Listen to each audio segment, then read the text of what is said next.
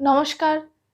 আজকে basic English গ্রামারে আলোচনা চলছে, ট্রান্সফরমেশন অফ সেন্টেন্সের আলোচনা। Simple to complex, complex to compound বা compound to complex, complex to simple. মানে এই যে প্রসেস, কিভাবে আমরা সেন্টেন্সের মানে অপরিবর্তিত রেখে বিভিন্ন ফর্মে সেন্টেন্সগুলোকে নিয়ে যাচ্ছি, সেই নিয়ে আলোচনা শুরু হয়েছে এবং দুটো ক্লাসের উপর দেওয়া হয়েছে। লাস্ট ক্লাসে ছিল 3টে প্রবলেম, যেটা আমি আমার আগের ক্লাসের ভিডিওর উপর বেস করে দিয়েছিলাম আপনাদের বাড়িতে করার জন্য। মিলিয়ে নিন যে সেগুলো ঠিক হলো কি না। প্রথমেই সেই আলোচনা দিয়ে আসছি আজকের ট্রান্সফরমেশন অফ সেন্টেন্সের আলোচনায়। তো বোর্ডে সেই 3টে problem: I know his intention, I do not know the name of this place এবং ইউ কনফেসড ইউর গিল্ট। তো আই নো হিজ ইন্টেনশন, এটার উত্তর আমি জানি ওর ইন্টেনশন। তাহলে আমি জানি ওর ইন্টেনশনটা কি, মানে কি ছিল। তো এখানে আই নো,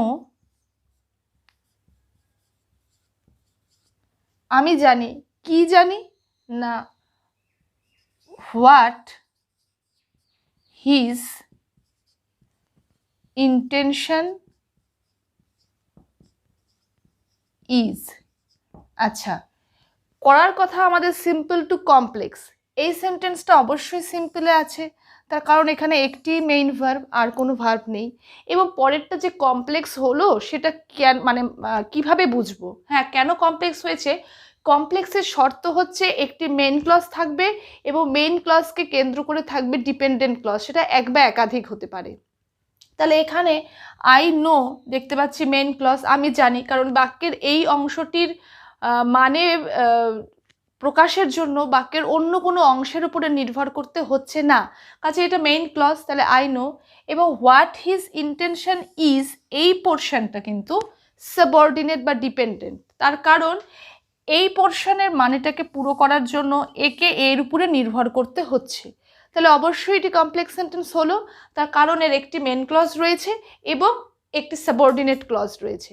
তো যেটা হচ্ছে কমপ্লেক্স সেন্টেন্স তৈরির বৈশিষ্ট্য, এটা মেন ক্লজ, এটা সাবঅর্ডিনেট ক্লজ। আরও বলে দিই, হোয়াট ইজ ইন্টেনশন ইজ অবশ্যই নাউন ক্লজ, কারণ ওই নাউন ক্লজ কিংবা অ্যাডভার্বিয়াল ক্লজ কিংবা অ্যাডজেক্টিভ ক্লজ থাকতে হবে। এর পরের sentence, I do not know the name of this place, একই রকম, শুধু এখানে ডু নট নো আছে আর এখানে নো ছিল। তাহলে আই ডু নট নো, এটা তো থাকছেই, আই ডু নট নো কি নাম এই জায়গাটির, আমি জানি না। তাহলে I do not know what the name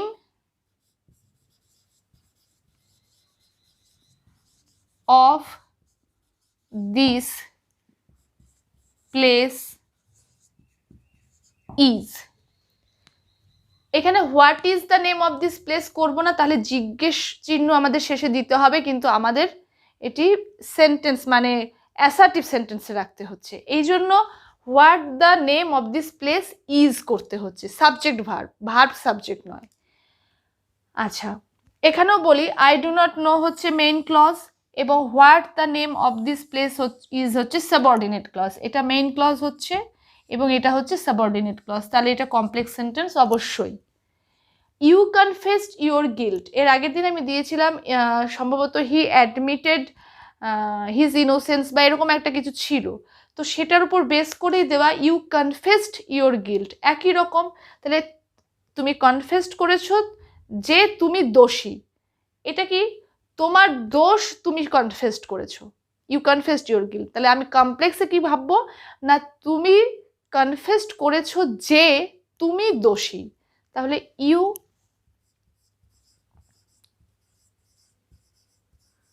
confessed that, পাস্টে আছে, you were guilty। that you were guilty এটা হচ্ছে সাবঅর্ডিনেট ক্লজ হচ্ছে এখানে, এবং ইউ কনফেসড হচ্ছে মেইন ক্লজ হচ্ছে। তাহলে দেখতে পাচ্ছি তিনটেই কমপ্লেক্স সেন্টেন্স তৈরি হলো সিম্পল সেন্টেন্সের থেকে। তাহলে এটা ছিল আমাদের বাড়ির কাজ এবং তার আনসার এবং এক্সপ্লেনেশন। আসছি আজকে নতুন প্রবলেমস নিয়ে। বোর্ড একটি sentence, he is too lazy to shine in life. খুব কমন প্যাটার্ন, পরীক্ষায় আসার জন্য খুব কমন একটি pattern. He is too lazy to shine in life, এই সেন্টেন্সটি কিন্তু অবশ্যই সিম্পল সেন্টেন্স। সে এতটাই অলস যে সে জীবনে উন্নতি করার ক্ষেত্রে সে খুবই অলস। জীবনে উন্নতি করার ক্ষেত্রে সে খুবই অলস, এখানে টু হচ্ছে খুবই, এবং এটা সিম্পল সেন্টেন্স। তার কারণ এটার একটি মেইন ক্লজ এবং ইজ হচ্ছে তার একমাত্র ভার্ব এই সেন্টেন্সের। এই দিক থেকে এটা সিম্পল সেন্টেন্স। একে আমার করতে হবে হচ্ছে কমপ্লেক্স সেন্টেন্সে। এরকম যখন থাকবে টু লেজি টু শাইন বা টু উইক টু ওয়াক, এরকম আমরা পাবোই। তখন আমরা কি করব না, হি ইজ সো উইক, সরি আমি একটা বলতে গিয়ে ওটাই মাথায় ঘুরছে, হি is so lazy that he can not shine in life. He is so lazy that he can not shine in life.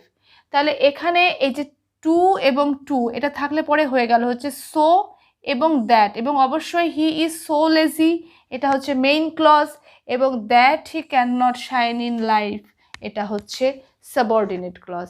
সেদিক থেকে এটা কমপ্লেক্স সেন্টেন্স তৈরি হলো, এবং প্যাটার্নটা হচ্ছে এটাই। যেমন যদি আমি বলি he is too weak to walk, এখানে আমি ইজটাকে ওয়াজ করে দিলাম, হতেই পারে কারণ আগেরটা যেহেতু আমি ইজ দিয়ে দিয়েছি এটা আমি ওয়াজ দিয়ে দিলাম। হি ওয়াজ টু উইক টু ওয়াক, সে হাঁটার পক্ষে খুবই দুর্বল ছিল। তাহলে একে কি করব না, he was so weak that he could not walk. এখানে ক্যান নটের জায়গায় হয়ে গেল হচ্ছে কুড নট, যেহেতু পাস্ট। এটাও খেয়াল করার, অনেক সময় কিন্তু আমরা ভুলে ক্যান নট করে দিতে পারি, যদি এখানে ওয়াজ আছে না ইজ আছে এটা একটু দেখে নেব। তাহলে he is too lazy to shine in life সেটা হলো কমপ্লেক্সে he is so lazy that he can not shine in life, আর he is so weak that he could not walk. তো এটা সিমিলার সেন্টেন্স এটা। তাহলে এটা একটা প্যাটার্ন, এবং অবশ্যই এটা মনে রাখবো, খুব ইম্পর্টেন্ট প্যাটার্ন। আসছি আরেকটি পরবর্তী সেন্টেন্স নিয়ে। এরপরে একটি সেন্টেন্স খুব ইম্পর্টেন্ট প্যাটার্ন, ভীষণ গুরুত্বপূর্ণ, খুব বোঝার ব্যাপার। যেমন it being a day of strike the children are playing on the street. এই ধরনের প্যাটার্নগুলো কি? It being a day of strike the children are playing on the street. এখানেও বলে রাখি, এরকম সেন্টেন্সের আলোচনা আমার পার্টিসিপেলের ভিডিওগুলো একটু অবশ্যই লক্ষ্য করুন যাদের এখনও এই সেন্টেন্সের প্যাটার্নে অসুবিধা আছে। আচ্ছা, এটা সিম্পলে অবশ্যই আছে কারণ ওখানে বলে দেওয়া আছে সিম্পল টু কমপ্লেক্স, তার মানে সেন্টেন্সটা সিম্পল দেওয়া আছে। কিন্তু যদি এটা না থাকতো তাহলে কি আপনারা নিজেদেরকে কোয়েশ্চেন করে দেখুন তো, এটা বুঝতে পারছেন এটা সিম্পল সেন্টেন্স না কমপ্লেক্স সেন্টেন্স? এটা কিন্তু এটা প্রথম কথা, এটা বুঝে নেওয়ার একটা ব্যাপার আছে। এখানে সেন্টেন্সটা যেটা মানে সেটা, এটাকে যদি আমি ভাঙি দুটো সেন্টেন্স পাবো। যেরকম পাবো হচ্ছে এটা, it was a day of strike stop, তারপর পাবো the children are playing on the street.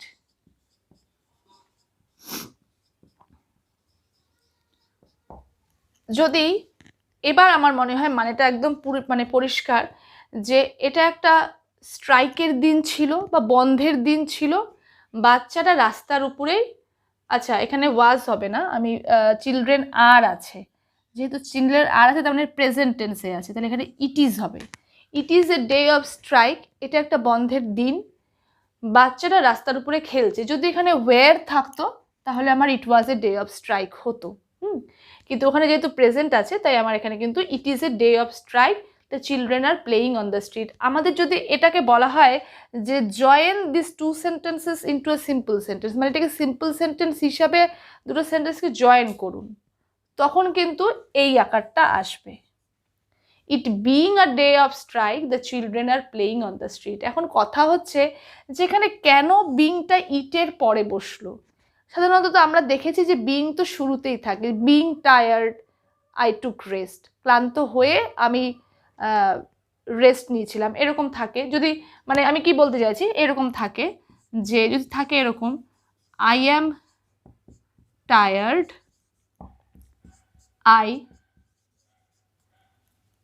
Take rest, ধরে নিন এরকম আছে, তখন কিন্তু আমরা এটাকে জয়েন করি এভাবে যে বিং টায়ার্ড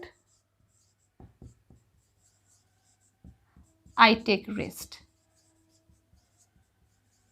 কিন্তু এখানে লক্ষ্য করে দেখতে পাচ্ছি বিং বসেছে কিন্তু পরে, শুরুতে না। তার একটি কারণ, এখানে বিং শুরুতে বসেছে, তার একটি কারণ হচ্ছে এটা, এখানে এই সেন্টেন্সের মানে এই সেন্টেন্সের সাবজেক্ট হচ্ছে আই এবং এই সেন্টেন্সের সাবজেক্টও হচ্ছে আই, দুটো একই সাবজেক্ট, এই জন্য কিন্তু বিং এখানে শুরুতে বসলো। কিন্তু এখানে এটার সাবজেক্ট হচ্ছে ইট এবং এর সাবজেক্ট হচ্ছে দ্য চিলড্রেন, দুটো আলাদা সাবজেক্ট। এই সেন্টেন্সের সাবজেক্ট হচ্ছে ইট এবং এই সেন্টেন্সের সাবজেক্ট হচ্ছে দ্য চিলড্রেন। এই জন্য যখন এরকম দুটো সেন্টেন্সের সাবজেক্ট যদি আলাদা হয় তখন তাকে পার্টিসিপল দিয়ে জয়েন করতে গেলে পার্টিসিপলটি প্রথম সাবজেক্টের পরে বসবে, পার্টিসিপলটি প্রথম সাবজেক্টের পরে বসবে। এখানে ইজ আছে বলে বিইআইএনজি বিং পার্টিসিপল যোগ হয়েছে এবং এটি ইটের পরে বসেছে। It being a day of strike, the children are playing on the street. বন্ধের দিন হওয়ায় বাচ্চারা রাস্তার উপর খেলছে। এটা হচ্ছে এই সেন্টেন্সের বাংলা মানে, বন্ধের দিন হওয়ায়, বিং ইটা নয়, it being a day of strike, the children are playing on the street. এবার কথা হচ্ছে এখন তো এটাকে কমপ্লেক্স করা কোনো ব্যাপার না, মানেটা এটা যে ইট is a day of strike, এটা বন্ধের দিন, বাচ্চারা রাস্তার উপর খেলছে। এটাকে যদি কমপ্লেক্স করি, যেহেতু এটা বন্ধের দিন, as it is a day of strike, the children are playing on the street.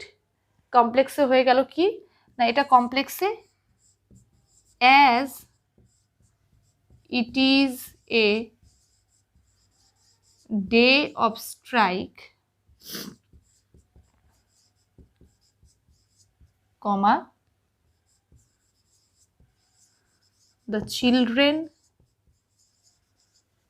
are playing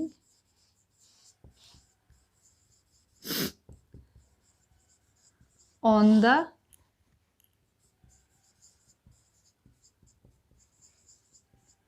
street. যেহেতু এটা বন্ধের দিন তাই বাচ্চারা রাস্তার উপরে খেলছে, বা the children are playing on the street because it is a day of strike, তাও করতে পারতাম, because it is a day of strike. তাহলে as it is a day of strike এটা হচ্ছে সাবঅর্ডিনেট ক্লজ এবং the children are playing on the street এটা হচ্ছে main clause. তাহলে অবশ্যই এটা কমপ্লেক্স সেন্টেন্স তৈরি হয়েছে। তাহলে কিভাবে আমি এটা কেন এই কথাগুলো বললাম, তার কারণ কিভাবে সেন্টেন্সটি গঠন হয়েছে সেটা বুঝিয়ে দিলাম, এবং এটা সিম্পল সেন্টেন্স হচ্ছে, এবং কোন দুটো সেন্টেন্স আমরা পাচ্ছি না, ইট is a day of strike, the children are playing on the street, এই দুটোকে কানেক্ট করে এটা করা হয়েছে। It being a day of strike, the children are playing on the street, এবং এটার মানেটা যেহেতু এরকম যে স্ট্রাইকের দিন হওয়ায় বাচ্চারা রাস্তার উপরে খেলছে, তাহলে এটাকে জটিলে মানে কমপ্লেক্সে এভাবে ভাববো, যেহেতু এটি বন্ধের দিন ছিল, as it is a day of, যেহেতু এটি বন্ধের দিন, as it is a day of strike, the children are playing on the street, বাচ্চারা রাস্তার উপরে খেলছে। আশা করছি এটা নিয়ে আপনাদের কোনো কনফিউশন নেই, বুঝতে পেরেছেন ঠিক মতো। আসছি পরবর্তী সেন্টেন্স নিয়ে। 3 নম্বর সেন্টেন্স, কমন সেন্টেন্স, পরীক্ষায় ভীষণ আসার মতো একটি সেন্টেন্স, একটি আলোচনা। In spite of his poverty he is happy. হ্যাঁ, এটা একটি সিম্পল সেন্টেন্স, এটাই বেশিরভাগ করতে দেওয়া হয় পরীক্ষায়। মজার ব্যাপার হচ্ছে এটা, যেহেতু আমি সিম্পল টু কমপ্লেক্স বোঝাচ্ছি, আমি সিম্পল সেন্টেন্সগুলোই দিচ্ছি, কিন্তু আমাদের কিন্তু উল্টোটাও হতে পারে, মানে কমপ্লেক্সটা দিল সেখানে সিম্পলও করতে হতে পারে। তো in spite of his poverty, in spite of মানেই হচ্ছে সত্ত্বেও, তার দারিদ্রতা থাকা সত্ত্বেও সে সুখী, সে খুশি। তাহলে পভার্টি হচ্ছে দারিদ্রতা, তাহলে দারিদ্রতা থাকা সত্ত্বেও সে সুখী। এখানে কোন দুটো সেন্টেন্স আমরা পাই হচ্ছে এরকম, he is poor, stop, he is happy. এটা হচ্ছে এই দুটো সেন্টেন্স, সেটাকে কানেক্ট করা হচ্ছে এইভাবে। হ্যাঁ, তো এখানে আরেকটা কাজও করা যায়, যেহেতু এখানে ইজ আছে, আমি কিন্তু এটাকে সিম্পলেই বলছি, এখনো কমপ্লেক্সে আসিনি। এটাকে কিন্তু আমরা এইভাবেও লিখতে পারি, ইনস্পাইট অফ বিং পুয়ার, গরিব হওয়া সত্ত্বেও, in spite of being poor he is happy. এটাও মনে রাখার, কারণ এভাবেও আমরা গঠন করতে পারি একই মানে। এবার আসছি কমপ্লেক্সের তখন মানেটা সহজ, যদিও সে গরিব তবুও সে সুখী, যদিও সে গরিব তবুও সে সুখী, এটা হচ্ছে কমপ্লেক্স। তাহলে কমপ্লেক্সে কি হচ্ছে, দো he is poor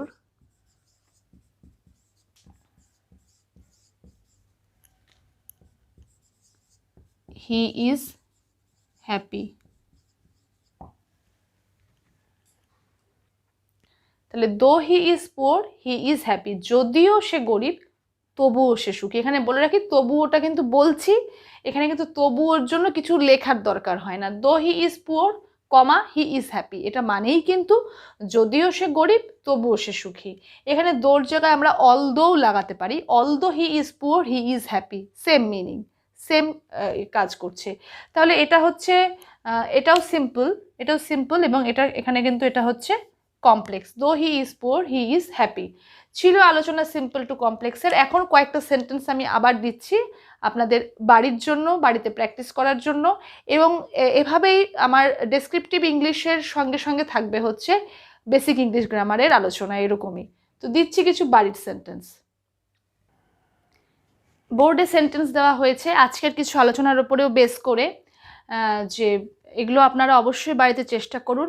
next transformation of সেন্টেন্সের ক্লাসে ভিডিওতে আমি অবশ্যই আগে এই চারটের এক্সপ্লেনেশন সহ আনসার বলে দেব, তারপর নতুন সেন্টেন্স নিয়ে আলোচনা করব। রয়েছে 1 নম্বর সেন্টেন্সে, I know his birth place, simple sentence, এগুলো সবই কমপ্লেক্সে করতে হবে। 2 নম্বর, I could not attend the class on account of my illness. 3, he is too weak to move out of doors. 4, in spite of being old, he carried a load of heavy luggage. এই হচ্ছে 4টে sentence, এগুলোর আলোচনা আজকেও করেছি কিছু এক্সাম্পলসের মধ্য দিয়ে। এগুলো নিয়ে আপনারা অবশ্যই বাড়িতে প্র্যাকটিস করুন। নেক্সট ভিডিওতে দেখা হচ্ছে আবার, সেখানে আগে এগুলোর আনসার নিয়ে আলোচনা হবে, তারপর নতুন সেন্টেন্সে আসবো। সঙ্গে থাকুন এবং আমার চ্যানেল দেখতে থাকুন। ধন্যবাদ।